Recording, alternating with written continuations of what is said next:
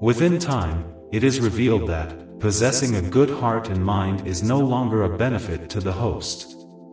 As one would be able to execute the goodness of their hearts, walk inside of a realm of goodness in humility, one comes to venture into a world which is in time perceived as no good because of so many so-called human beings taking advantage of such so-called wonderful traits embraced inside.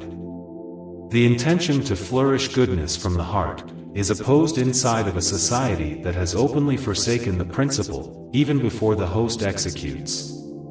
In this day, the intention of executing goodness is not the challenge.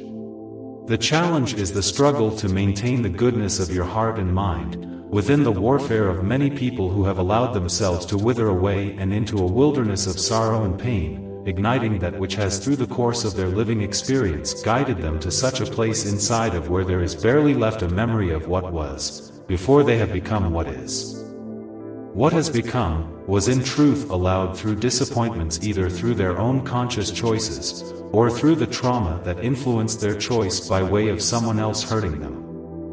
One comes to ask God, despite of what is written of your wishes, in spite of what I would like of myself, why has this been allowed so of you whom created me to serve you, to obey you while in the same movement, one has been created and therefore caused to suffer for the sake of one to become better?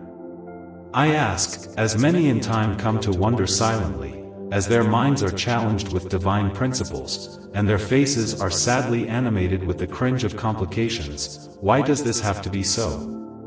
Why has it been made an essential requirement to burn in the fire of dismay, for one to come to understand the privileges of what has been asserted as peace? What has been created of all of these states of being, I have come to understand are futile because they have not been designed to be of permanency. The state of bliss is indeed not because of it having no dependability, because it lacks permanency. The walk has forever been revealed as consistently inconsistent, predictably unpredictable. As this is the root of the human being's state of a constant fear rooted inside of the reality of having no security, which in fact doesn't exist.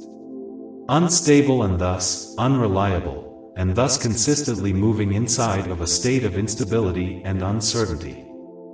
And this is understood globally by the majority as the norm, and thus, having to helplessly embrace the possibility of having no possible means for to control one's own desires and objectives in spite of one's good intentions of the heart and mind, in existing inside of a world of where most oppose the implication or even the thought of divine resolve and resolution. Yes, having been giving thought to the experience that no state of being is permanent no matter of which is given and taken or rejected, and therefore the cycles of living inside of a dual state, and therefore an unstable existence persist. While this is commonly called living. And therefore, the distorted cycles of sustenance in fact reveals, one only has a life which has a day of judgment. And for what purpose outside of what has been taught and said? What has been made known, asserted of being truth is conjecture.